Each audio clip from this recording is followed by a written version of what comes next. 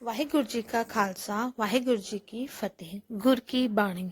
महाभारत में कथा है कि द्रोण ने सोचा था कि इन सारे पांडवों और कौरवों में युधिष्ठिर सबसे ज्यादा बुद्धिमान मालूम होता है, लेकिन थोड़े दिनों के अनुभव से लगा कि वह तो बिल्कुल बुद्धू है। दूसरे बच्चे तो आगे जाने लगे, नया नया पाठ रोज सीखने लगे और युधिष्ठिर पहले पाठ पर ही रुका रहा। आखिर द्रोण की सीमा क्षमता भी समाप्त हो गई। द्रोण ने पूछा, तुम आगे बढ़ोगे कि पहले ही पाठ कर रुके रहोगे? लेकिन युधिष्ठिर ने कहा, जब तक पहला पाठ समझ में ना आ जाए तब तक दूसरे पाठ पर जाने से सार भी क्या है। पहला पाठ था सत्य के संबंध में। दूसरे बच्चों ने याद कर लिया, पढ़ लिया, आगे बढ़ गए, लेकिन युधिष्ठिर ने कहा कि मैं जब तक सत्य बोलने ही ना लगूं तब तक दूसरे पाठ पर जाऊं कैसे। और आप जल्दी मत करें। तब द्रोण को समझ में आया। खुद युधिष्ठिर की इस मनोदशा को देखकर द्रोण को पहली दफा समझ आया कि सत्य के आगे और पाठ हो भी क्या सकता है। तब उन्होंने कहा, तू जल्दी मत कर, तू पहला पाठ ही पूरा कर ले तो सब पाठ पूरे हो गए। फिर दूसरा पाठ और है कहाँ? अगर सत्य बोलना ही आ गया, सत्य होना आ गया, तो फिर और पाठ की कोई जरूरत नहीं है। लेकिन पाठ अगर सिर्फ पढ़ने हो तब एक बात है, पाठ अगर जीने हो तो बिल्कुल दूसरी बात है। अंत में महाभारत में कथा है कि जब सारे भाई स्वर्गारोहण के लिए गए तो एक एक गिरने लगा, पिघलने लगा, गलने लगा। स्वर्ग के मार्ग पर धीरे धीरे एक एक गिरने लगा। द्वार तक सिर्फ युधिष्ठिर पहुंचे और उनका कुत्ता पहुंचा, सत्य पहुंचा। और सत्य का जिसने गहरा सत्संग किया था वह पहुंचा। वह कुत्ता था उनका, वह सदा उनके साथ रहा था। उन उसकी निष्ठा अपार थी। भाइयों की भी निष्ठा इतनी अपार ना थी। भाई भी रास्ते में गल गए, कुत्ता ना गला। उसकी श्रद्धा अनन्य थी। उसने कभी संदेह किया ही ना था।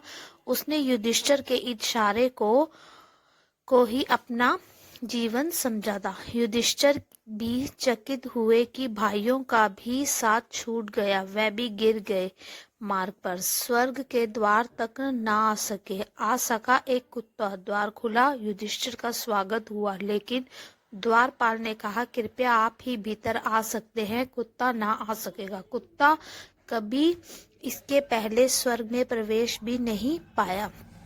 आदमी ही मुश्किल से आ पाते हैं। ने कहा तो युधिष्ठिर ने कहा, फिर मैं भीतर ना आ सकूंगा। जिस कुत्ते ने मेरा इतने दूर तक साथ दिया, जहां मेरे भाई भी मेरे साथी ना हो सके, संगी ना हो सके, जिसकी श्रद्धा ऐसी अनन्य है, जो मेरे साथ इतने दूर आया, उसका साथ मैं ना छोड़ सकूंगा। अन्यथा मैं कुत्ते से भी गया बीता हुआ, जिसने मेरा साथ दिया उसका साथ मैं दूंगा। द्वार तुम बंद कर लो। तब सारा स्वर्ग हंसने लगा। भीड़ इकट्ठी हो गई देवताओं की ओर। उन्होंने कहा, आप भीतर आए। और तब गौर से देखा युधिष्ठिर ने, तो कुत्ता ना था, स्वयं विष्णु थे। वह परीक्षा थी। अगर युधिष्ठिर उस समय कुत्ते को भूल जाते और भीतर प्रवेश कर लेते तो स्वर्ग चूक जाता। वह परीक्षा थी प्रेम की, श्रद्धा की, अनन्य भाव की। एक ही पाठ युधिष्ठिर ने सीखा, सत्य। उतना काफी हुआ, उतना स्वर्ग तक ले जा सका। अर्जुन को सीखने में बड़ी देर लगी। पूरी गीता कृष्ण ने कही तो भी संदेह उठते चले गए। युधिष्ठिर ने सिर्फ एक पाठ सीखा जीवन में। वह छोटा सा पाठ था सत्य का।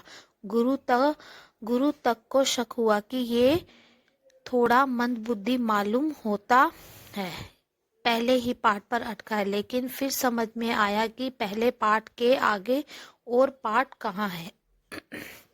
जिसने एक पाठ भी सीख लिया उसने सब सीख लिया। तुम सीखने की ज्यादा दौड़ में मत पढ़ना, उसमें तुम वंचित हो जाओगे। किंचित भी किंचिंतिता, जरा सा भी बोध परमात्मा का आ गया, परमात्मा का गीत थोड़ा सा भी सुनाई पड़ गया, एक कड़ी भी कान में पड़ गई, एक शब्द भी हृदय तक उतर गया, तो वही बीज बन जाएगा, फूटेगा, वृक्ष बनेगा, तुम अनंत सुगंध से भर जाओगे। एक बीज में सब कुछ छिपा है। पंडित कोरे के कोरे रह जाते, गीता कठिन संत हो जाती है, गीत सुनाई नहीं पड़ता, शब्दों से मस्तिष्क भर जाता है, हृदय भीगता नहीं, दोहरा सकते हैं गीता को, आंख में से एक आंसू नहीं उतरता, प्राण में कोई स्वर नहीं बसता, पैर में कोई थिरक नहीं आती, पत्थर की तरह मुर्दे की भांति यंत्र की भांति दोहरा देते हैं, भीतर सब अछूता ही रह जाता है, रेखा भी नहीं पड़ती, छाया भी नहीं पड़ती।